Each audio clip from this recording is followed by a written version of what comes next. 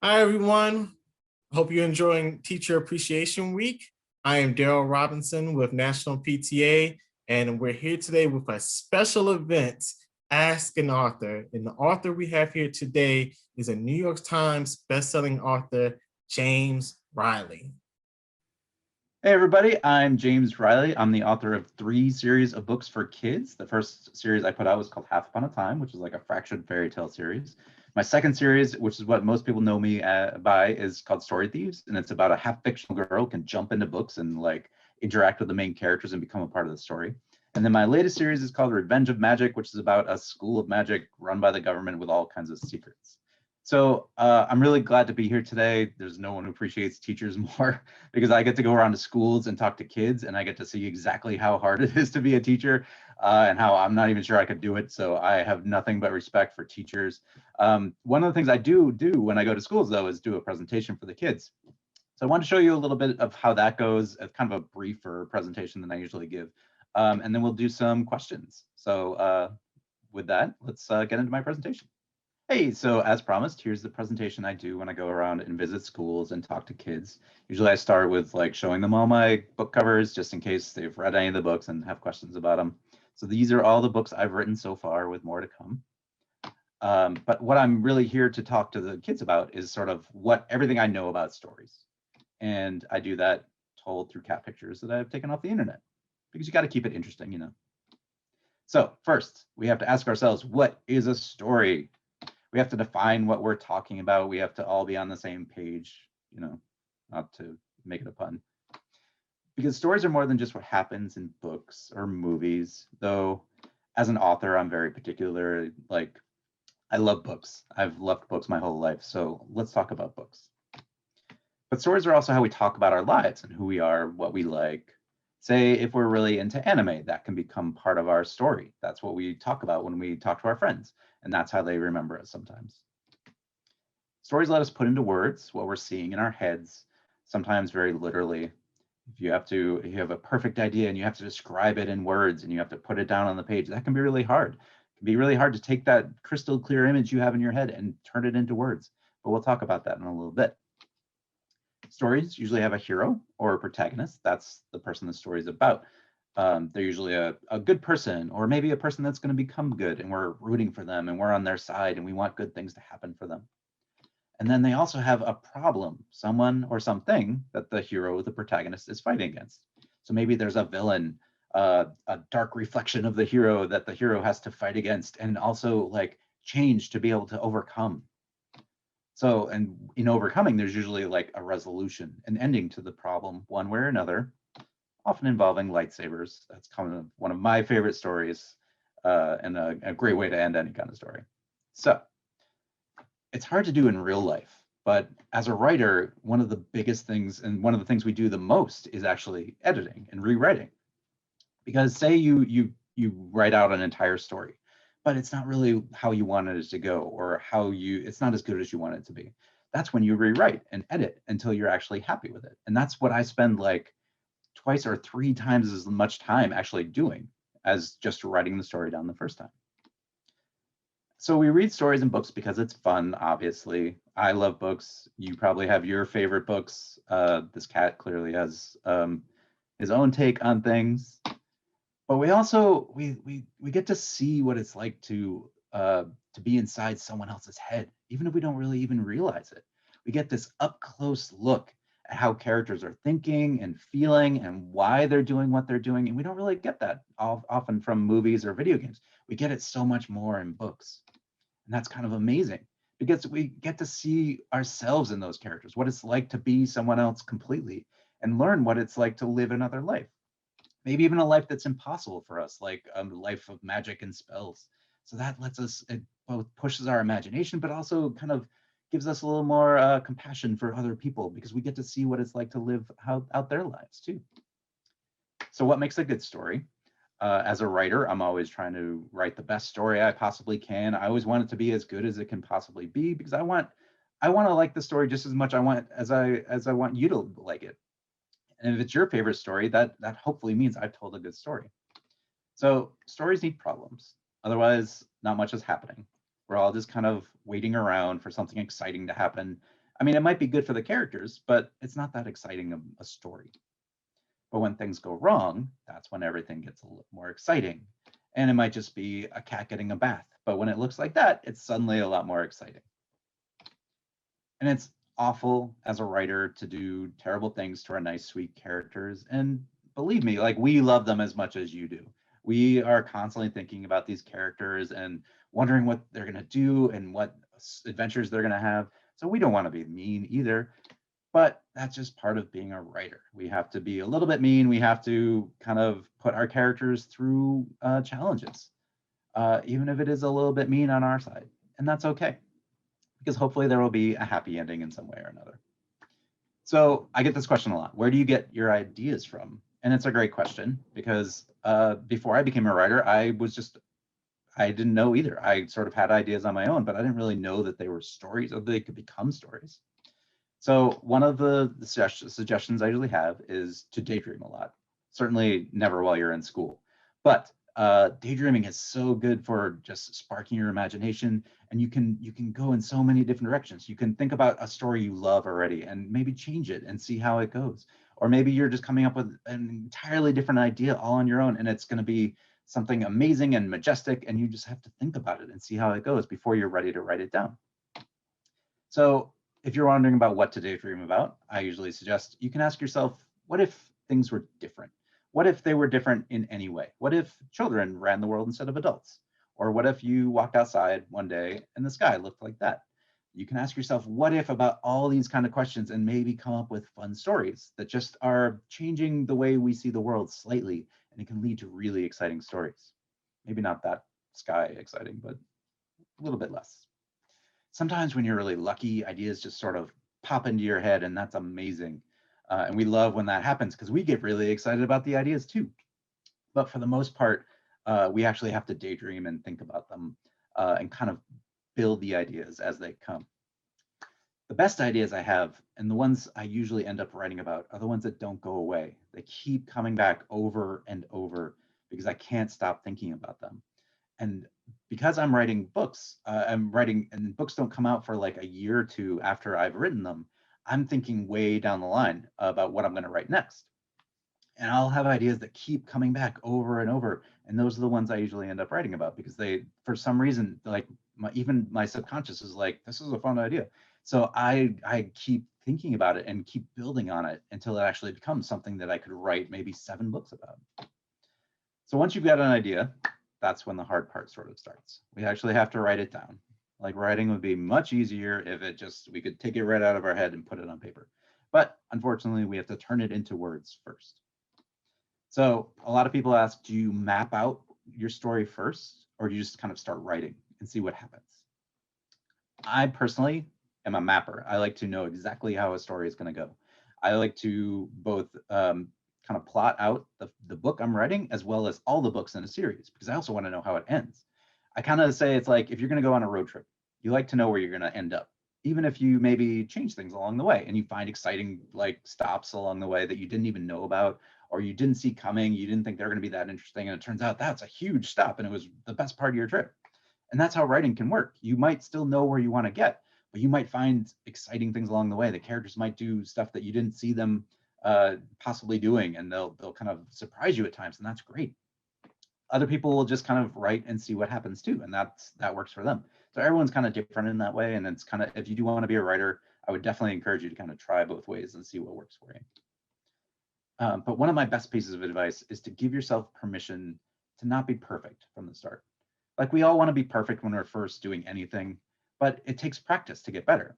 So even now, I've written like 14 books. And when I first start out and do a first draft, when I'm telling the story from the start, I usually have a face like that, because it's never going exactly how I want it to. It's never as good as I want it to be. And every time I look at it, it gets a little worse. And I'm like, oh, what am I doing? No one's going to want to read this. I can't believe I'm trying to write another book. But that's okay, because the most important thing to do, first of all, is to finish, to get the entire story down, and then give yourself a high five, because you should give yourself credit for getting that far. But after that, when it's done, you can go back and edit it and revise it and make it better and better, until you actually have a much happier face when you're reading it. You're actually much more pleased, And hopefully, you know, you're looking forward to what the readers are going to say, as opposed to being scared to show it to somebody. And that's okay, because you have to give yourself permission to be sort of not so good when you're first starting out. It's kind of like practicing anything. If you're learning how to play a musical instrument, you're not going to just pick it up and be perfect. You're going to have to practice it a lot. Same with a sport. If you're like playing soccer, you have to get better at it rather than just coming out and being perfect. And writing is exactly the same way. And unfortunately, every time I start a new book, it's kind of like we're starting over, because you're dealing with new characters and a new story, and sometimes everything just feels so new and different that you kind of everything just has to be like a new story for you. So you have to remind yourself it's okay to just start over and be not so good, because that's what revising and editing is all about. And sometimes you don't even know how a story is going to end until you get there. You might have it planned out and plotted out, but maybe something comes along and surprises you with a twist. And if it surprises you, maybe it's going to surprise your readers as well. So that's why I say you have to get to the end before starting editing. You could, otherwise you might be editing your first chapter over and over, trying to make it so good, and you might not even know that there's going to be a twist that turns everything on its side, and like you see it from a completely different perspective. So always try to finish if you can. So what are the stories I decided to tell? As I showed you a little bit earlier, my first series is called Half Upon a Time, which is about a character named Jack, who's up there on the left side of the screen in yellow, falling off the beanstalk. He's the 13th Jack in his family. There are so many fairy tales about Jack characters, I figured there ought to be an entire family full of them. But Jack doesn't want to do that kind of stuff. Like, his father was the Jack who climbed the beanstalk and stole from the giant, and the giant chased his dad down into their town and like wrecked the whole thing. So everyone doesn't really like his father, and including Jack, because his father disappeared after that. So Jack just wants to live a nice, normal life until the girl in the black t-shirt falls out of the sky, out of a circle of fire. And Jack's like, ah, and he reaches out to grab her, and he misses because he's not very good at this kind of thing. And it turns out she and her grandmother were just kidnapped by a tall man in all green who's a huntsman and 7 dwarfs. And Jack hears this, and he's like, that sounds really familiar. And he thinks that maybe her grandmother might be the long lost Snow White, who like led a revolution against the wicked queen and like saved everybody. So they go looking for this girl's grandmother, and things don't quite go as you might think they would, because the fun thing about fairy tales is that everyone kind of knows them. So if you take things in fairy tales, like the fact that there's a wolf in the Three Little Pigs and there's a wolf in Little Red Riding Hood, it's fun if that's the same wolf. But what if you make that wolf like the Beast from Beauty and the Beast? How does that mess with the stories that we all kind of know, and how does that create new surprises? So that's what I wanted to do throughout this whole series. And after that, I wrote a series called Story Thieves, because I've been talking about how much I love stories. Story Thieves is about stories. It's about books. It's about a girl named Bethany, who's up there in the purple. She actually, her father is a fictional character, and her mother's from our world. And they met, and I tell you how they met because it's kind of a secret as you go. But that's kind of given Bethany the power to travel between our world and the world of books and the world of fiction. So she can actually jump into books and like meet the main characters and become a part of the story and everything. Unfortunately, she's always had this power, and for her fourth birthday party, she didn't really have the power under control. So her mom was like, no one bring any books as presents. Unfortunately, someone brought a book, and Bethany ended up pulling the entire birthday party into that book with her. Now everyone made it back out except for her father, and he's been missing ever since. And she's gone back into that book looking for him, and she can't find him. So every night her mom has been like, you're not allowed to read books. But every night Bethany goes to the library and checks out a new book looking for her dad.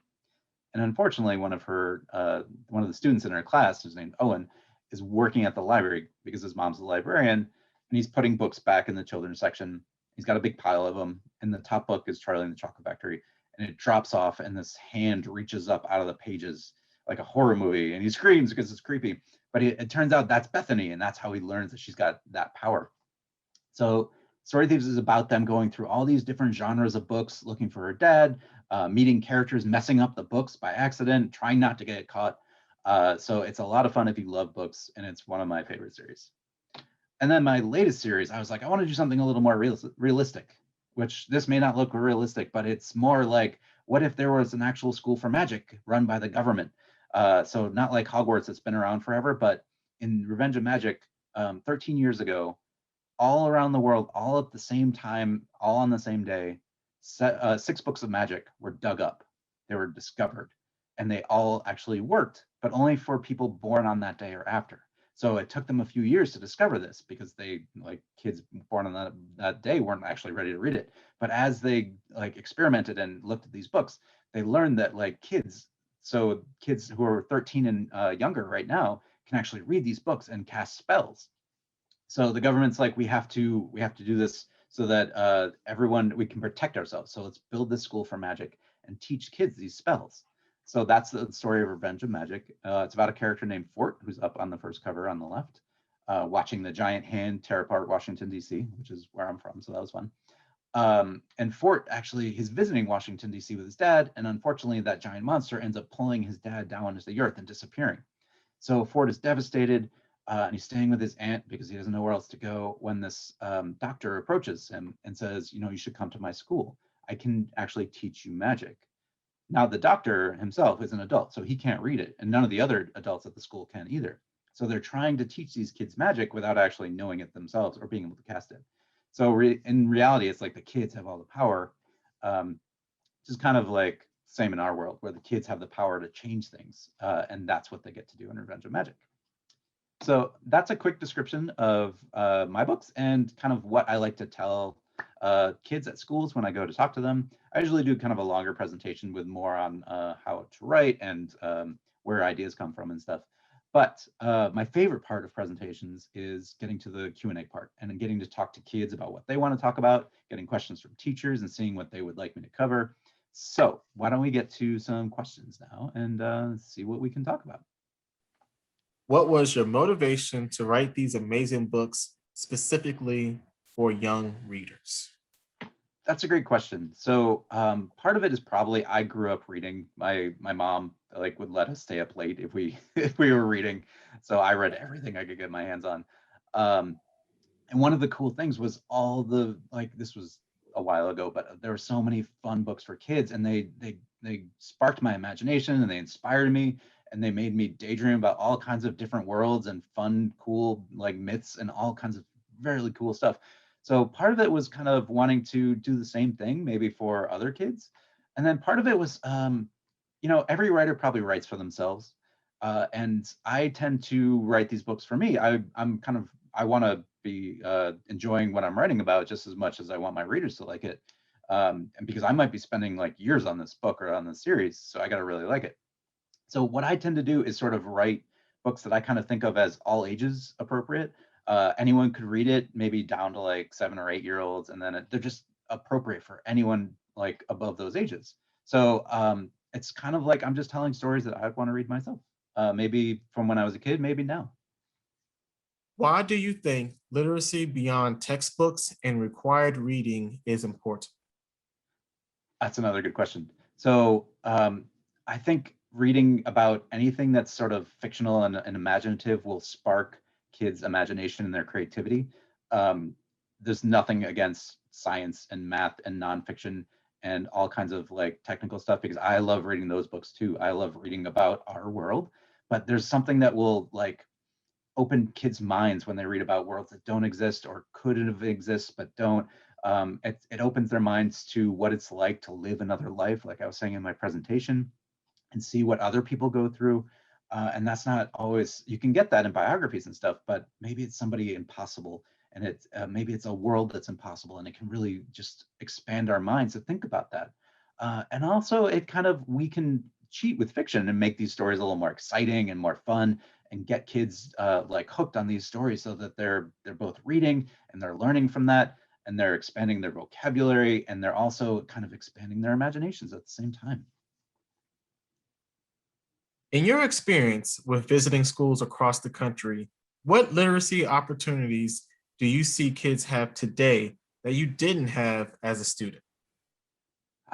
So I'm on the older end of time. So we had maybe like 2 or 3 computers, like max that we didn't get to we had to wait in line to use. So one of the very cool things I get to see is like kids with tablets and laptops. And that might be for schoolwork, but that means they get to read ebooks and they get to like check out books from libraries online, which would have blown my mind as a kid because I would have used that all the time. It's so much easier than carrying like piles of books home from the library. So they have so much more access to all this literature and all this stuff, like all the public domain books online. it's just this whole new world that opens up for them. So that is huge. Do you think technology helps or hinders a child's appetite for reading? Well, listen, like having multiple options of things to do when you have to compete against video games and movies, sometimes books don't really stack up, but that just means we have to tell better stories. When Harry Potter was coming out, everybody had to read Harry Potter. So I think technology can offer new opportunities, and so, but they also, like I was just saying, they can give us so many new ways to read, and you can also you can find new communities of fans who like also want to talk about your favorite books. So ultimately, I think technology is like a huge benefit to readers. It just gives us so many new ways to find new books and to find new stories, and then like find new communities of places to share those. What advice do you have for parents on exposing their children to more books and actually getting them to read? So I don't actually have kids myself. So this is all kind of like what I hear from teachers and librarians and other parents when they kind of email to me. Um, One thing I've noticed that they do a lot is reading with their kids, and that both brings them together as a family because that's really fun. You're sharing that story, but it also it like sets it up as like, oh, if mom and dad want to do this, then that's kind of cool. Let's do this together. We can do this as like a family, and we're all following the story along at the same time. We're all learning new things and like seeing what's happening. It's kind of like the equivalent of binge watching something, but we're doing it as a story. And that way you can also end on cliffhangers. One of the brilliant things I see a lot of librarians doing when they want to get kids to read books is they'll read just enough and stop on a cliffhanger and be like, well, now if you want to check it out, you can. And that's brilliant because we want to know what happens next. So that's probably my best suggestion. Like get them hooked on like what's going to happen next, and either read it with them or kind of read a little bit to them, or just kind of give them access and like let them like get excited about what's coming, and they'll tear through it. What advice do you have for anyone who wants to be an author or just enjoys writing? I have a lot of kids and parents kind of write into me and be like, they want to be an author, or maybe they're already writing stories, so they always ask questions. I just had a few questions today actually, and one of the best pieces of advice that fits for both kids and for myself is one of those things I was talking about during the presentation. Like, try and practice writing as much as you can. Like, it's just like anything else in life. The more you do it, the better you're going to get. So if you can write just even a little bit each day, you're going to get better at it because you're going to learn from your mistakes. I wrote an entire book before Half Upon a Time that was terrible, but I learned so much from it. Like making all those mistakes, I learned how to hopefully write a better book. So the more you can practice, the better you'll get. And the more if you want to be an author, if you just want to write, read as much as you can get too. Like read as many books as you can, because even if you don't like it, you can kind of examine that and see what you would have done differently. Or if you love something, you can pick it apart and kind of see like what part of it that really spoke to you, and then you can kind of try to tell that same story in a different way. Like that thing that you loved, you can put it into your own story and go off in a whole new direction. So a lot of it is just kind of like, do the things you love. If you love writing, like do it more and you'll get better at it. And if you love reading and you can read as much as you can, that's going to make you better at writing too. Thank you, James. I appreciate you answering all of our questions here today, especially during Teacher Appreciation Week. Oh, thank you for having me. And honestly, like teachers have meant so much to me over the years, and I've had so many supportive teachers who've kind of seen my writing even when I was like in elementary school and it wasn't great. But they've been so supportive and really helped kind of given me that like foundation I kind of needed to grow from. So I can't say enough about how great teachers are, and I just want to add my appreciation to the whole week. So thank you, teachers. Thank you, teachers, very much. See you next time.